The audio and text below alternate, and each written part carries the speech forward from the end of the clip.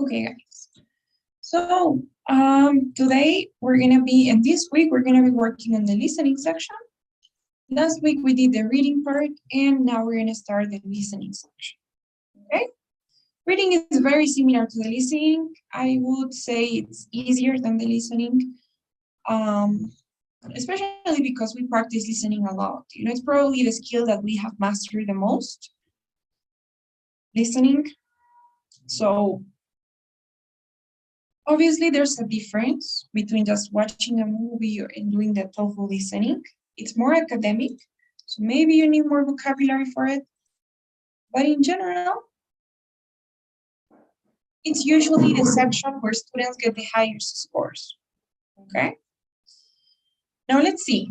In the listening section, if you guys remember, how many passages, how many sets of questions did we have in the reading section? Does anyone remember?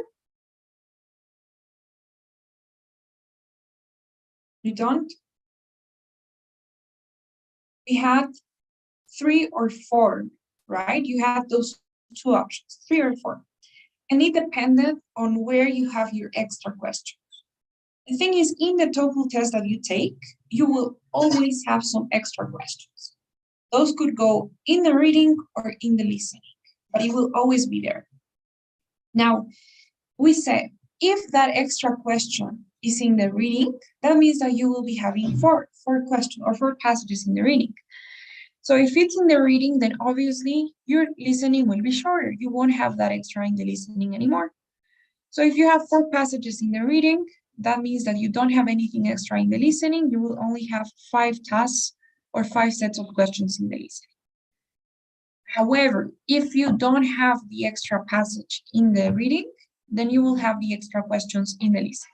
So you will be having 7 tasks or 7 sets of questions, okay? So to summarize, you can have 5 or 7, depending where you get the extra questions.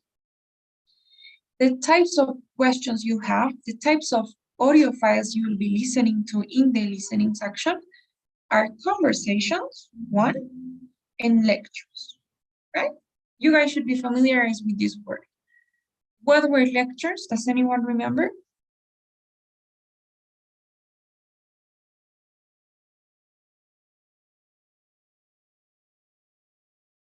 What are lectures?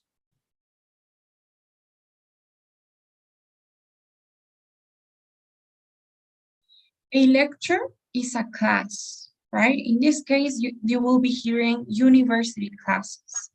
So you will hear a professor discuss a topic in the lectures. And in the conversations, it's a conversation between 2 people. We will talk about it in a minute. But basically, those are the 2 things you'll be hearing: conversations and lectures. Okay? Now, as for the time, first thing I want to tell you, don't worry too much about the time. Honestly, I think like not even 1% of students struggle with time in the listening section. It isn't the same as in the reading. Usually timing in the reading is like a problem, right? You're there like focusing too much on managing your time, making enough time. But in the listening, you don't have that problem. Okay, listening is quite faster than reading. You even have some additional minutes, and I promise that at the end of your listening, you will still have some extra time. Okay, so you don't have to worry too much about time in the listening. However, it's important that you guys know you have 41 minutes if you get 5 sets of questions, and 57 minutes if you get 7 sets of questions, okay? Now, another thing that is important to say, don't expect a separate timer per conversation or per lecture. You are the ones in charge of organizing your time. You will be given the 41 or 57 minutes for the entire lesson. So it's completely up to you how you manage your time. You have to be wise. You cannot be spending more than 8 minutes per conversation or per lecture. So that is the number that you have to remember. 8 minutes per conversation or per lecture, that's the maximum time you can spend in a conversation or lecture. Okay, guys? Any questions about the structure then? Is it clear?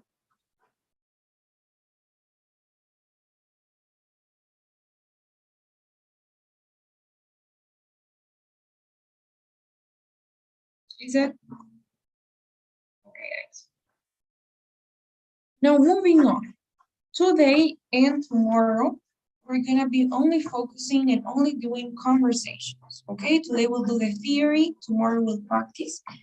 And on Tuesday and Friday, on Thursday and Friday, we'll be doing lectures, okay? So Thursday is gonna be our theory class for lectures, and Friday we'll practice. So let's start then with conversations. This is honestly the easiest part in the listening, and I would even say in the entire topic. Okay, you'll see. So you have to listen to these 3-minute long conversations. They are around that time. Of course, it could be more, it can be less, it could be 2 minutes or 4, but it's in average 3 minutes long. And second thing, you get 5 questions per conversation. Okay, so each conversation you hear, you will have 5 questions about it. And the good thing is you only hear speaking to people. Any questions about that?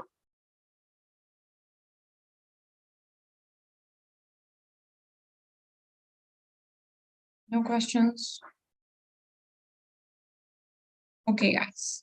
Now, before we start looking at examples, you know how in the reading section we went through every type of question and we did some strategies to answer them?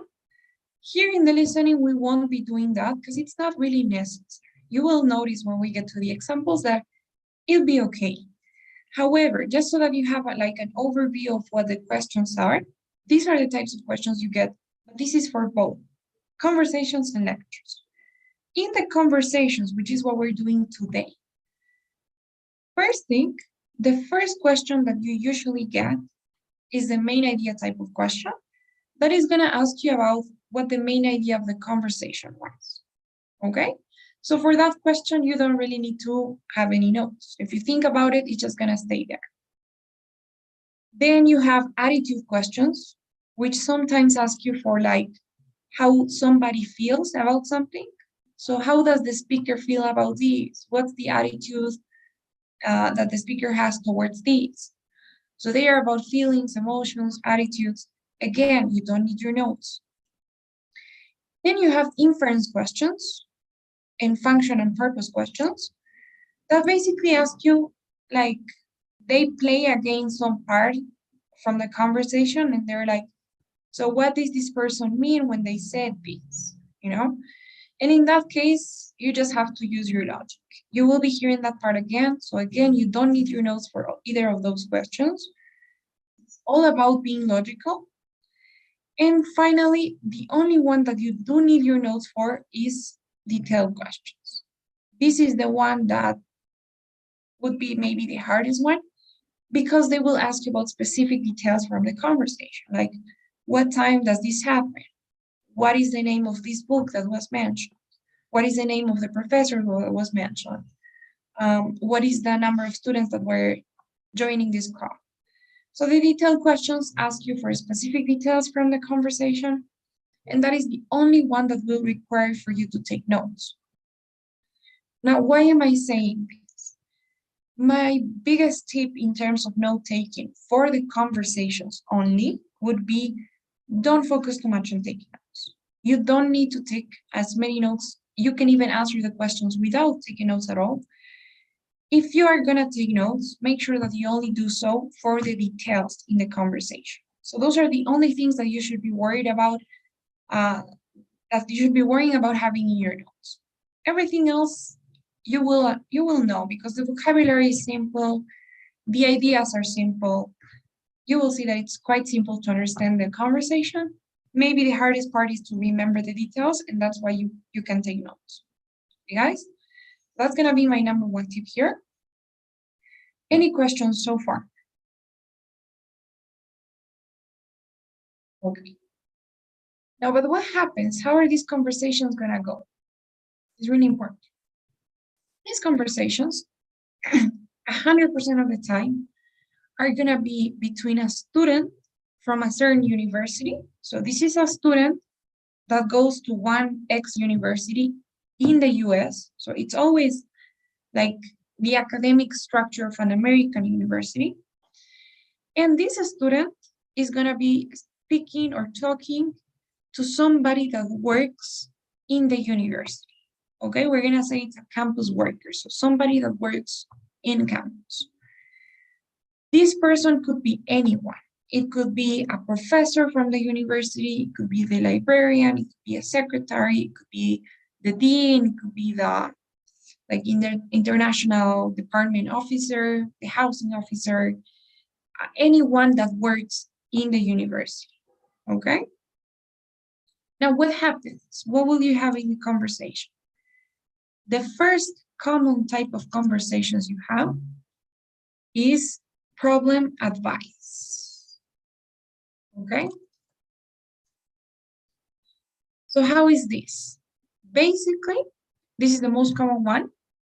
The student has a problem and goes to see somebody that works in the university to ask for advice on what the student can do to solve the problem. So let's imagine some situations. And in order to do this, and in order to have good vocabulary and to improve your understanding, I'm gonna give you one tip, and this is for the entire TOEFL test. Since this is usually used for applying to universities in the States, then it's important to know, to have an idea or some context about how life works, how university life works in the United States, okay, in America. So basically, just because it's different, you know, the academic structure we have like here in South America than the one that's used in the US. So it's important to have an understanding of, it's very simple, you know, but just to have an idea of how it works. So what can you guys say? What problems do you think that a student can have? Can you try to give me some examples of problems that a student can have?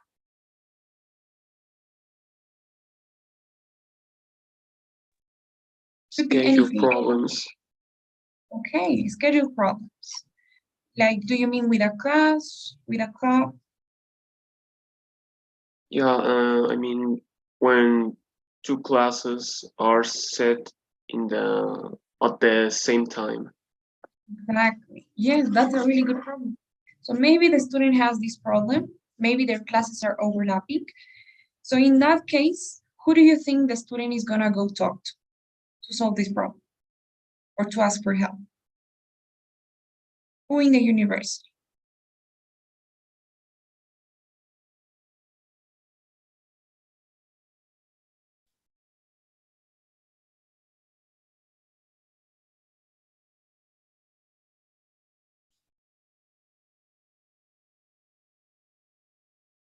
Maybe the academic advice, right? So maybe like this is the person in charge of like helping students take their classes and depending on their major and choosing their major and doing their schedules and stuff. So maybe if the student is having this problem that two classes are overlapping, they're probably gonna go and talk to the academic advisor about that, right? So great, that's a good example. What could be another example of a problem that a student can have?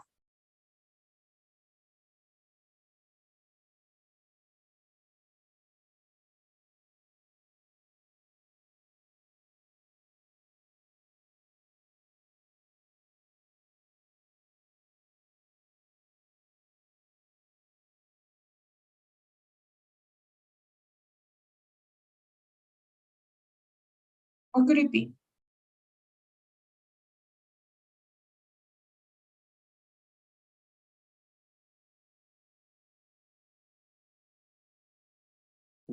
Abandonment of subjects. Okay. Like, what do you mean? For example, when a student has a lot of subjects and he or she doesn't have much time to study for each of them, so he or she decides to abandon one subject so that he or she can have more time to study the others. Great, probably, yeah, that's a good example too. In that case, maybe the same person, right, would be the one. So maybe the student, as Ricardo says, doesn't have a lot of time and they want to drop certain classes. They're gonna go and talk to the academic advisor probably. Right? Now, there are other areas as well, right? Like not related to the academic part. Maybe the student has a problem with accommodation. Maybe the student doesn't like their roommate. You know, maybe they're not like, they don't get along well, or maybe the roommate is like bringing people to the room or to the dorm. So that could be another problem. In that case, then the student is gonna go and talk to the accommodation officer and say, I have this problem, what can I do? You know, and then the accommodation officer is gonna give the student some suggestions. Like, one, you can try changing dorms. Second, maybe you have to wait 1 semester to do that. Maybe you can request a roommate change, or maybe you can rent an apartment outside the campus. So that's kind of how it's gonna be. Maybe the student has problems related to meals. So maybe the student is a vegetarian and they have forgotten to select a vegetarian meal plan when they were like subscribing for the meal plan. Maybe that could be a problem. Many things that, or maybe the student just wants something. You know, sometimes it isn't really a problem, but the student desires something. Maybe the student wants to join a club. So the student is gonna go and talk to the club leader about this. So that is one of the biggest structures that you can have. And you can have different people, right? Maybe if the student has a problem with a class or an assignment, they're gonna go and talk to the professor, the librarian. Maybe the student has a problem finding a book, so they will go and talk to the librarian. There are many things that can happen. Many people they can be talking to. Okay, but it's always gonna be like that. Now, the second big structure is information, and it's just information. So what do I mean by that? Sometimes the student doesn't really need anything, doesn't really have any problems, but the student requires information. So maybe you have a transfer student that's new in the university and would like to know how the library works, how they can borrow books or something like that. Maybe the student wants information about a class or about their major or about studying abroad or an exchange program or an internship, that kind of thing. Okay, so in that structure, it's a little bit different because you don't have suggestions. You have like a questionnaire. You have different questions and answers to those questions. Okay, so that is a lot of details that you need to take. Is that okay, guys? Do you have any questions about what we said so far? Nope. All right. So without further ado, let's just go to an example. Okay, guys, we're gonna do this one. Please get a piece of paper and a pen. We're gonna listen to this conversation and then we'll answer the questions. Okay, it says listen to the conversation and answer the questions. Are you guys ready to take notes? Are you? Another thing. Sorry, before I forget, when you guys are taking notes, and this is only for the conversations, please try to have your notes organized. You don't need a lot of space because remember I told you not to take so many notes from the conversations. The main thing here is understanding. You will only have 1 or 2 detailed questions, and they're usually not that tough either. So the best thing you can do is focus on understanding and your notes, like they're going a secondary plane. Now, the second thing, one way you can take your notes is doing something like this. Let's say this is your piece of paper. Try to divide it into 2. And try to have a separate like space to have your notes about what the student says. And another one, notes from what the professor says, or the professor, like the campus work. Okay? So for example, let's say the student has a problem with accommodation. So I don't like my roommate. So you're gonna maybe draw like a sad face sticker and say roommate. So the problem is that the student doesn't like the roommate. Now you're gonna go to the other side and First of all, like write down how the professor feels about that, or how the campus worker feels about that. Maybe the officer is like, well, but why didn't you choose your roommate like, why didn't you choose somebody that you knew from the beginning, and we recommend this to students a lot, and you should be careful when choosing your roommate and whatever. So the first thing is like how the professor feels about that. Maybe the professor is a little bit like questioning the student's decision. So maybe you can write that down, even if it isn't something that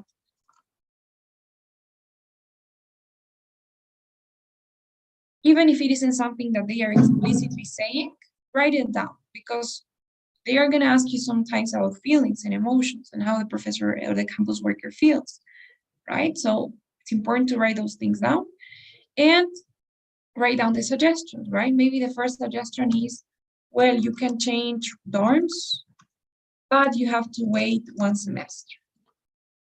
And then you're going to go back to the student and write down how the student feels about that. So the student doesn't like that idea. So we're going to draw an X because, I don't know, it's urgent. The student is really in a rush and wants to change roommates as fast as he can. So something like that. And then you go back to the suggestion, right? So the second suggestion is rent an apartment outside of the campus. So maybe the student isn't happy about that either because it's too expensive. So we're going to say too expensive. Right? So we're going back and forth between the student and the campus work. We're writing down the most important things. Obviously, if we have details, like you have to wait 1 semester, you have to go to this website, you have to go to see this person at this time. We're going to write down those details. That is the most important part.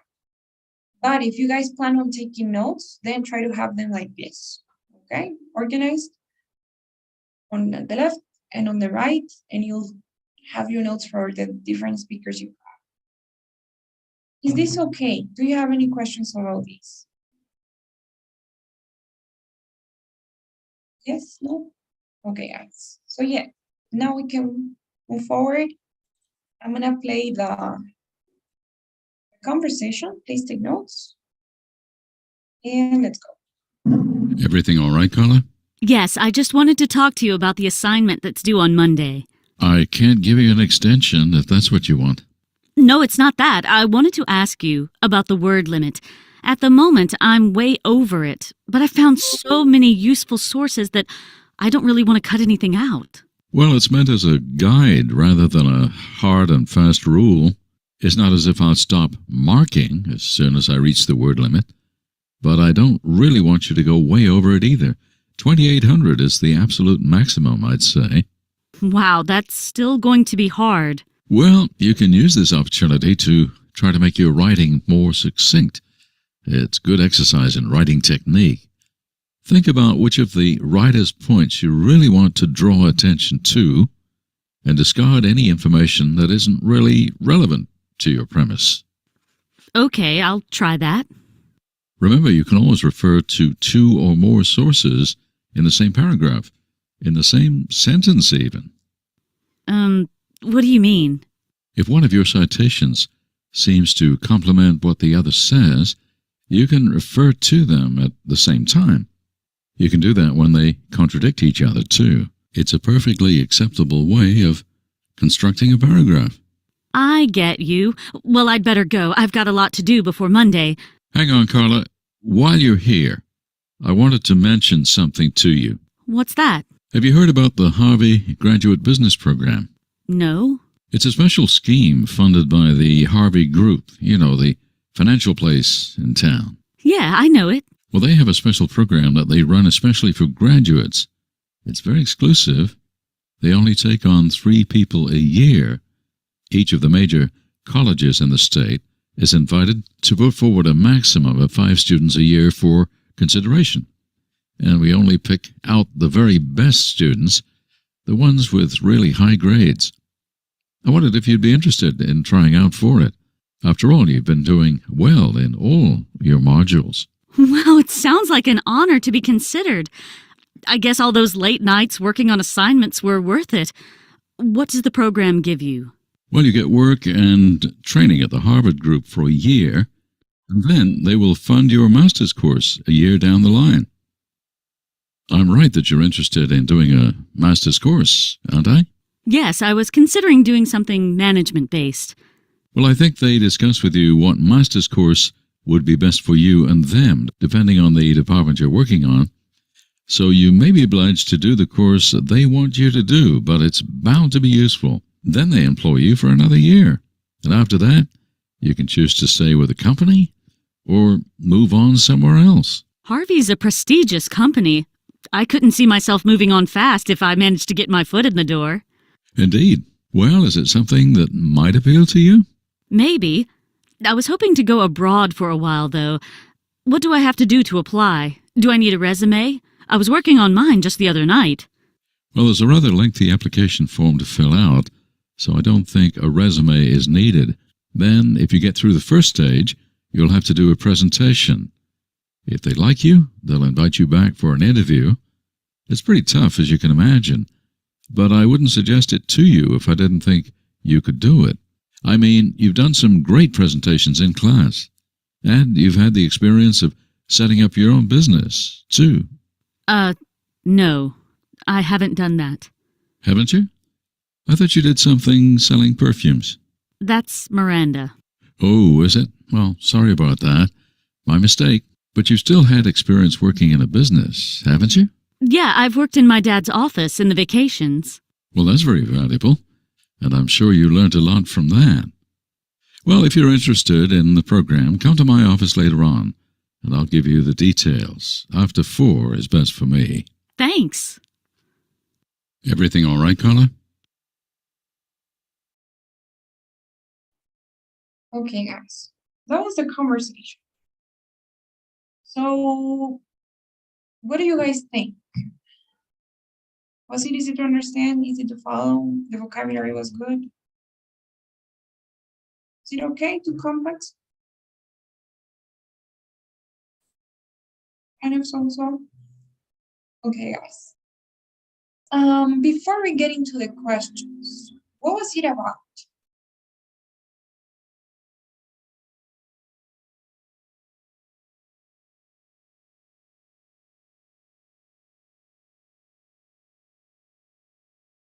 The student had a problem, right? What was the student's problem?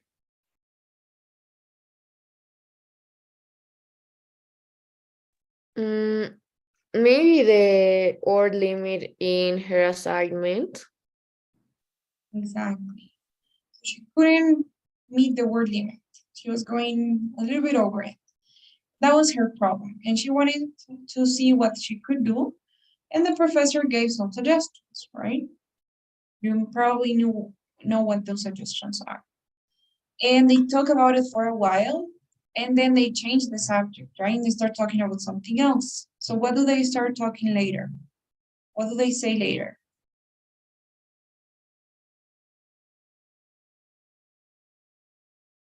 He told her about a business program in a university.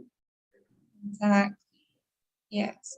So they were discussing, the professor told the student about this opportunity, and they were discussing like the information about it, right? The details, like what is it, how long it lasts, what she has to do to apply, what requirements they ask for students, something like that. Now let's answer the questions. Okay, it's already done. I'm gonna refresh it.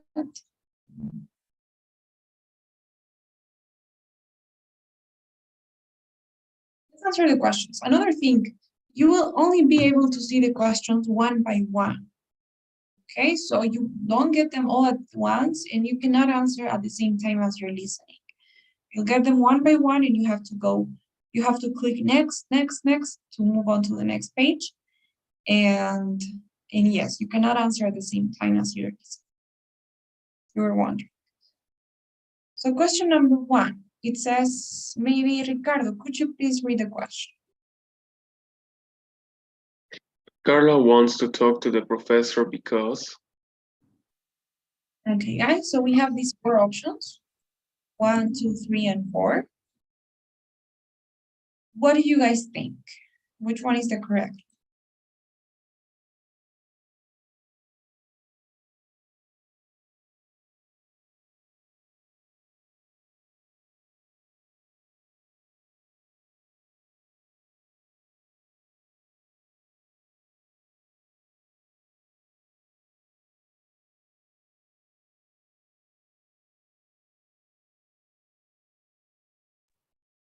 I think it's option 3.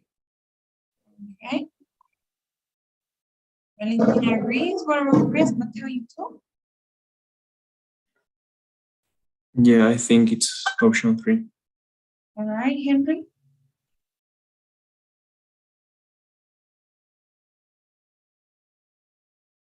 Okay. Maybe number 3. Number 3, and Evelyn?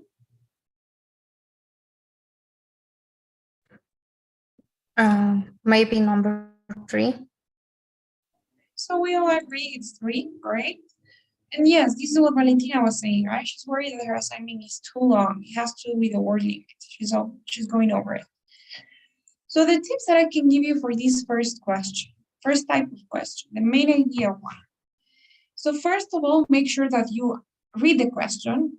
You don't only know that it's the first question and skip right into the options. So sometimes it happens, you are so used to the structure, that usually the first one is the main idea, and you start reading the options and you choose the one that you consider is a good summary of the entire conversation. But the main idea type of question could be different, differently phrased. In this case, for example, they're asking about the original problem, the initial problem. They're not asking for a summary of what the conversation was about in general. They're saying, why did Carla go to see the professor? So what was the initial problem she had? They're not asking for a summary of the entire thing, but it could be the other way around. So it could be something like, what was the conversation mainly about? And maybe there you will have two things, right? Carla's assignment and this opportunity with the business partner. So make sure that you always read the question, that you answer it. And second, try to be logical about it as well. You know that, for example, in this case, this isn't an official TOEFL ETS practice set. But sometimes in the TOEFL test, you have options that are way out of context. Like if you know that Carla was speaking to her professor, then probably she didn't go to see the professor because she wanted to discuss something about accommodation or about the library, right? So you're gonna find those out of context options. Make sure that you identify and eliminate them, okay? Those will be some tips for the first question.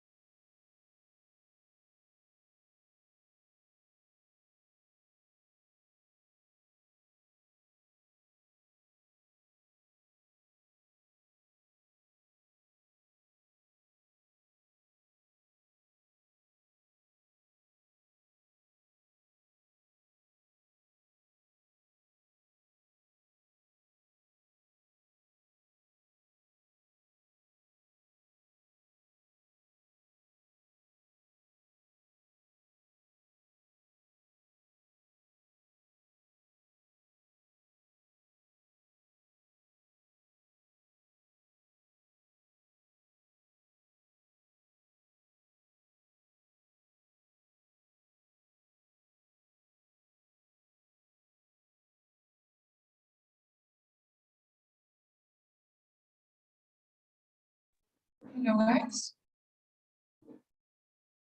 Are you there? Okay. I'm really sorry. I don't know what happened. My connection just went out. Please let's continue. So we were doing question number 2. It says, read the 6 sentences below. We have from 1 to 6. Which 2? We gotta choose 2 options. Does the professor advise Carla to do? So this has to do with the suggestions he gives. Okay, guys? So let's look at the 6 options.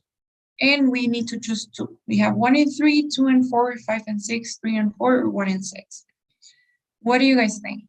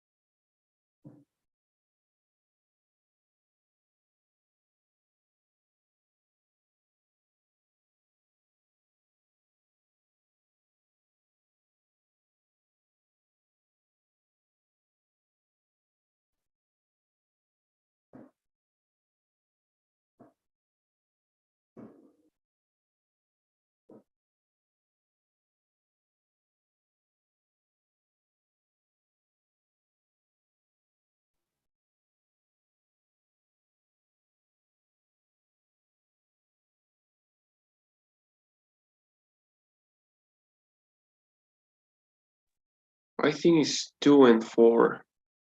Okay, you just need piece of information from each source and discard information from less reliable sources. Okay. What about the rest?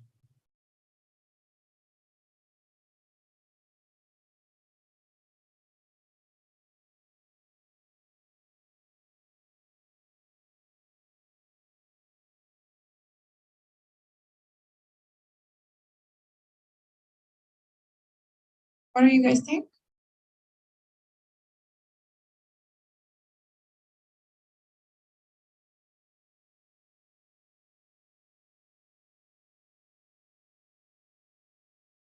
Is it 2 and 4? Do you all agree?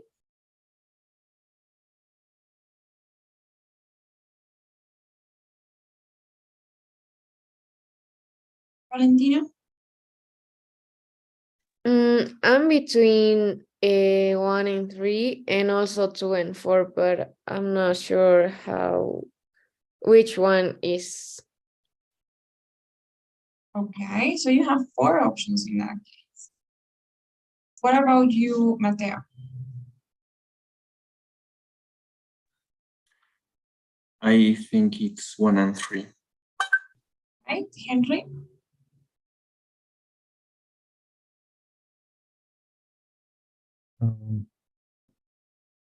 I think is 3 and 4.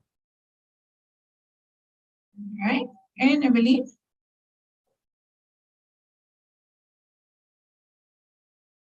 I think is 4, 4 or 2 and 4.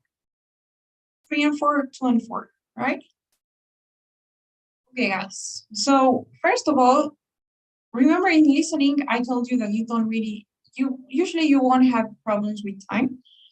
Now, the thing is, even like in this case, you shouldn't be spending too much time in a question in the listening, because there's nothing you can do, right? It's not like in the reading. Remember in the reading, you have a question and you could go back and read the paragraph again, read the passage, look for the answer there.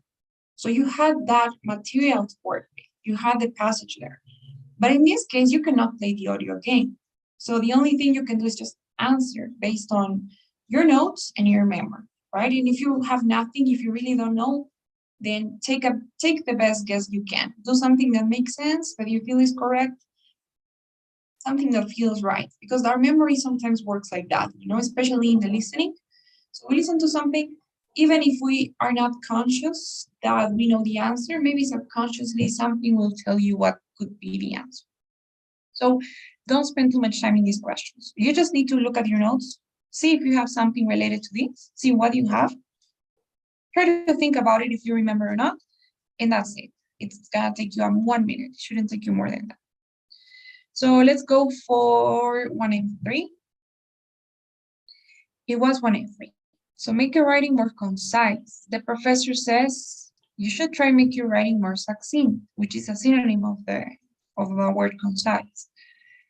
Focus on understanding, not too much on taking notes. So just understand that the professor felt the student should try to write better.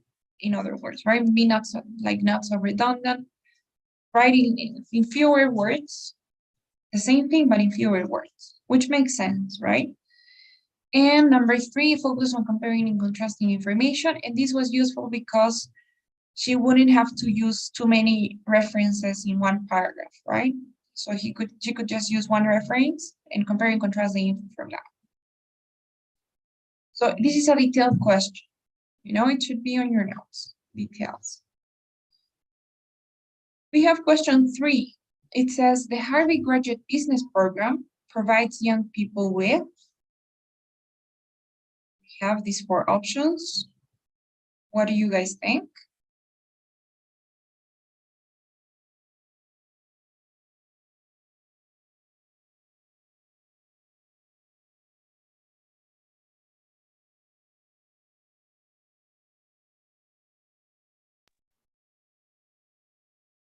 I believe it's the first one. Okay, Henry?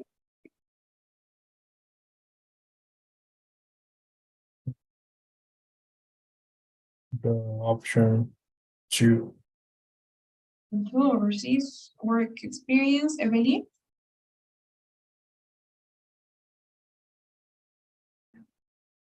Number 1. Okay. Maybe number 1. Okay. Valentina? I got lost in this part, so I don't know. So make a guess.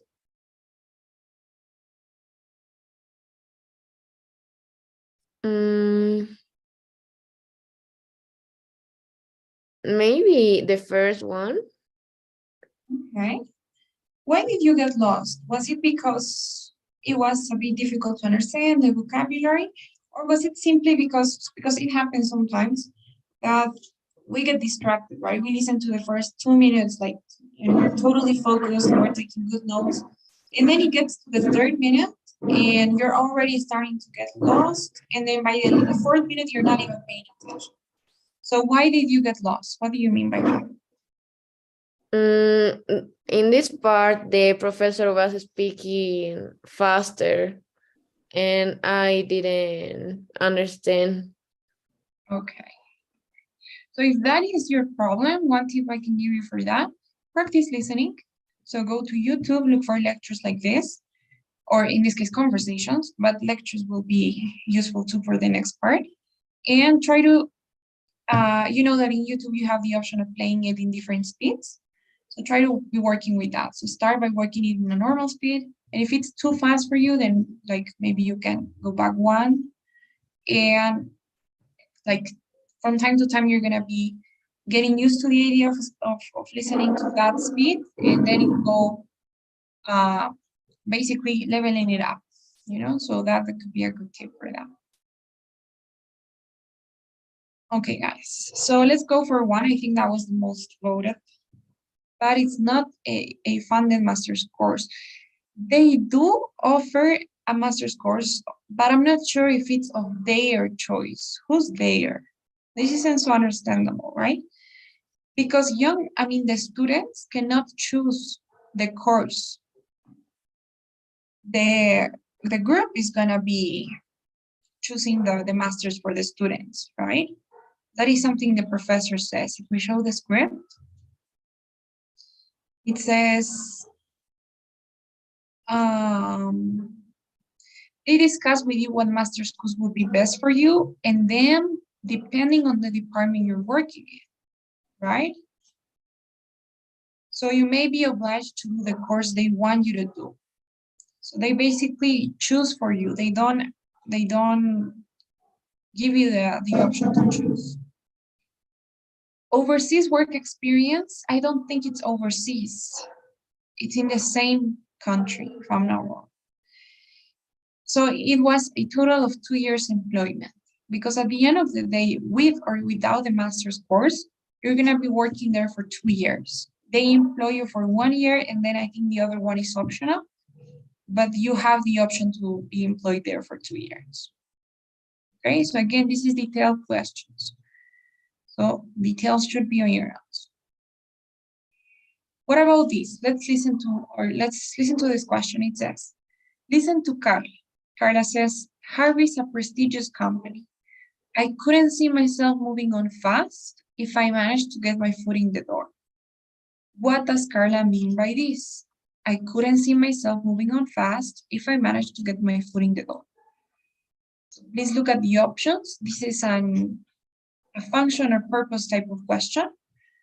What do you think she means?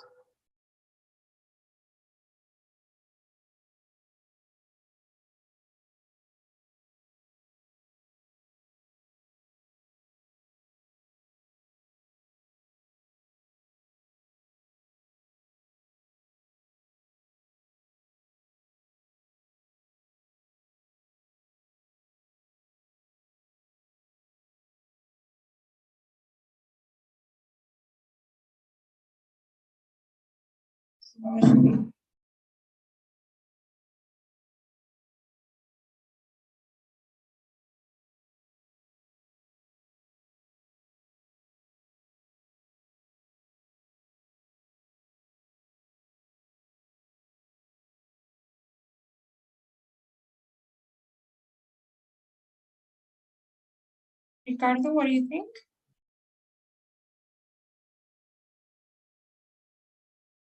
I'm not sure, but it could be the fourth. Okay, last one, Mateo.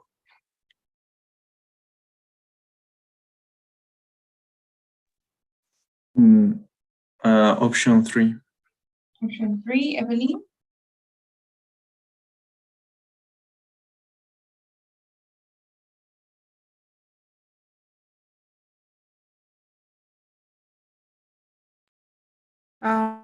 The option 3. Okay, so I think majority goes for option 3, which is correct. If I got a job at Harvey's, I wouldn't want to leave the company for some time. You know, first of all, this is a conditional sentence. It says, if I manage to get my foot in the door. So there's a huge difference between saying, if I can do this versus once I do it, right? When you say, if I can do it, if I get a job, then you're open to the possibility. It could happen or it couldn't, but we don't know, right? 50-50. But when you say, once I do this or once I get the job, then you're assuring, you're 100% sure that you will get the job. And Carla doesn't know, right? Carla says, if I can do it. And she even uses this phrase, if I manage to. So if I manage to get the job, right? If I manage to get my foot in the door, that isn't like a literal expression, right? She doesn't really mean like if she literally like walks in the door, walks in the office. But if she gets the job and if she manages to get it, it means that it's gonna require some work. So we could discard or we could eliminate the first and the last, right? Because she's not sure. It's an if, it's a conditional. And second, if I get a job or if I got the job, I couldn't see myself moving on fast means I don't think I would want to move on to another place, to another company, or to another job. So I wouldn't want to leave the company for some time, right? This has the opposite connotation. It's like, you know, this has a positive connotation. Harvey's a prestigious company. It's a good company. I wouldn't want to move on fast. But option B, or like the second one, has a negative one, right? I wouldn't have to work there forever. It's like, it's not such a good company, but I wouldn't have to work there forever. So careful with those things, okay? So after and once are not the same as saying if. Is that okay? Any questions so far?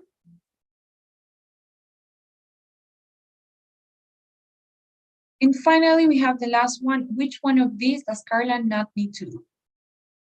This is a detailed question, so try to remember or look at your notes. What is something she doesn't need to do? The first one. Yes, right? Sending a resume. Great. The other things are mentioned, and the first one is mentioned, but something that she doesn't have to do. I don't think you have to send in your resume, the professor says. So that's gonna be it. We got 4 out of 5. That's a pretty good score for our first try, I'd say. Tomorrow we're gonna practice. We're just gonna focus on practicing. So we'll do different types of conversations. So that this is all understood. Okay, guys, do you have any questions before we leave?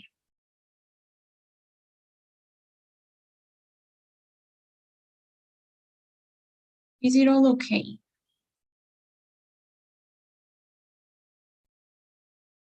Yes. Okay, guys, thank you. So please, before you go, don't forget to fill out today's survey.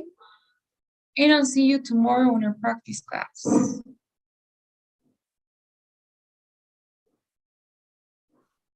Thank you, teacher. Goodbye. Bye, teacher. Bye, teacher. Bye, teacher. Thank you. Bye, teacher. Thank you. Evelyn.